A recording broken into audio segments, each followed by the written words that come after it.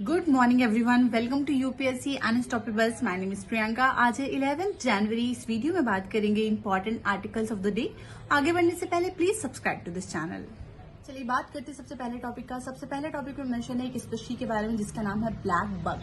ये particular topic relevant है prelims के लिए। पहले देखते हैं ये टॉपिक न्यूज में क्यों था। तो अभी हाल में ही इंडियन इंस्टीट्यूट ऑफ साइंस ने एक स्टडी की है जिनके ब्लैक बग जो स्पीशी है उनकी जीन प्रोफाइलिंग की गई थी और उसके बेसिस में पाया गया है कि जो ब्लैक बग स्पीशी है they have like large survival chances because there has been several natural as well as human induced challenges, but उसके बावजूद भी they can survive fairly. So इस पर्टिकुलर स्टडी के कारण ब्लैक बग जो species है वो न्यूज में थी। ब्लैक बग स्पीशी जो है वो इंडियन सब कॉन्टिनेंट में पाई जाती है। यूजुअली नेपाल के कुछ पोर्शन में है, पाकिस्तान और बांग्लादेश में it is known to be locally extant. Black buck जो स्पीशी है वो IUCN की रेड लिस्ट में लीस्ट कंसर्न लिस्टेड है। इंडिया में ब्लैक बग स्पीशी की जो हंटिंग है वो बैंड है under schedule 1 of wild life protection act 1972। Black buck जो स्पीशी की बात किया जाए तो ये नॉर्मली ग्रासी जो प्लेन लाइट फॉरेस्टेड एरिया है जहां पे एक पेरिनियल वाटर रिसोर्स होता है वहां पे पाई जाती है। It is an state animal of 3 state. 1 is Andhra Pradesh, 2nd is Punjab, 3rd is Haryana. 3 state का ये स्टेट एनिमल है। It has greater resemblance to the gazelle जो चिंकारा के नाम से जाना जाता है। चिंकारा जो है एक तरीके के एंटीलोप का ही वैरायटी है और राजस्थान का स्टेट एनिमल है। चलिए देखते हैं नेक्स्ट आर्टिकल। इस पर्टिकुलर टॉपिक में मेंशन है पेंच टाइगर रिजर्व या फिर पेंच नेशनल पार्क के बारे में।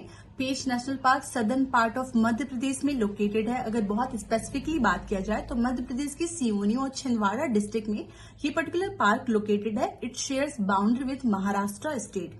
पेंच टाइगर रिजर्व या फिर पेंच नेशनल पार्क, इसका नाम पेंच रिवर के बेसिस पे पड़ा है। Pench river Mahadev hills Satpura range से ओरिजिनेट होती है जो नॉर्थ से साउथ की तरफ फ्लो करती है और नेशनल पार्क को ईस्टर्न और वेस्टर्न हाफ में डिवाइड करती है।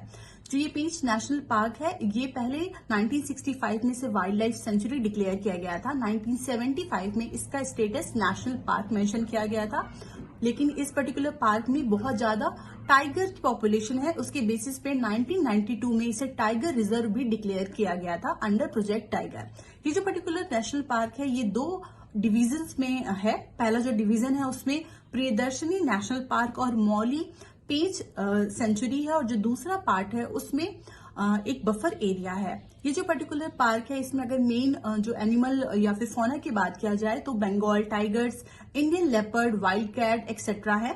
इस पर्टिकुलर पार्क में जो फॉरेस्ट एरिया है उसका डिवीजन किया गया है। 3 पर्टिकुलर डिवीजन है। पहला है सदर्न मॉइस्ट डेसिडियस फॉरेस्ट, दूसरा है southern dry teak deciduous forest और 3rd है ड्राई डेसिडियस मिक्स्ड फॉरेस्ट। चलिए देखते हैं नेक्स्ट आर्टिकल। टॉपिक में मेंशन है नाग एंटी टैंक गाइडेड मिसाइल के बारे में। ये पर्टिकुलर टॉपिक रेलेवेंट है प्रीलिम्स के लिए। नाग एक 3rd generation anti tank guided missile है जिसकी की 5 मेन वेराइटीज हैं। जो पहला वर्जन है वो है एक लैंड वर्जन, दूसरा है एक mast mounted system, 3rd is helicopter launched Nag जिसको कि हेलिना के नाम से भी जानते हैं, 4th is man portable version and the 5th is air launched version. Helina जो हेलीकॉप्टर लॉन्च्ड नाग वर्जन है उसको आर्मी का एक वेरिएंट है। उसी पर्टिकुलर जो वेरिएंट है उसका एयरफोर्स में जो यूज किया जाता है उसका नाम ध्रुव अस्त्र है। नाग जो मिसाइल है इसके वर्जन के बेसिस पे इसका जो रेंज है वो 500 मीटर से 20 किलोमीटर तक डिफरेंट है। जो नाग एंटी टैंक मिसाइल है ये direct attack and top attack mode है। डायरेक्ट अटैक का मतलब है कि लोअर एल्टीट्यूड में जो डायरेक्ट टारगेट है उसको डायरेक्टली वो स्ट्राइक कर सकता है।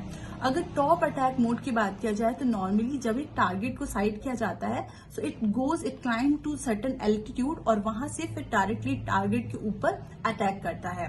It is also lock on attack mode. Lock on attack mode में नॉर्मली एक इमेजिंग इंफ्रारेड सीकर का यूज किया जाता है जिससे टारगेट को लॉक किया जाता है।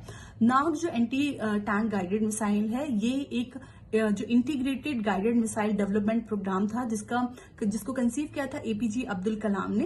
वो 1983 में शुरू हुआ था। 2012 में ये प्रोग्राम कंप्लीट हुआ है। अगर integrated guided missile development programme की बात किया जाए तो उस मिसाइल के अंदर जो ऑब्जेक्टिव था वो ये था कि इंडिया में मिसाइल टेक्नोलॉजी के लिए एक सेल्फ सफिशियंसी हो और उसके बेसिस में 5 मिसाइल का डेवलपमेंट प्रोग्राम लिया गया था। जो 5 मिसाइल थी वो सबसे पहली थी पृथ्वी जो कि short range surface to surface ballistic missile है।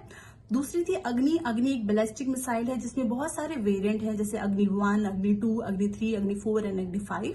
Third was Trishul, that was short range low level surface to air missile. And the fourth one was Nag, जो कि एक third generation anti tank guided missile है। और जो फिफ्थ था वो था Akash, that was medium range surface to air missile. आज के लिए इतना ही, कल मिलेंगे इसी टाइम पे। Thank you so much.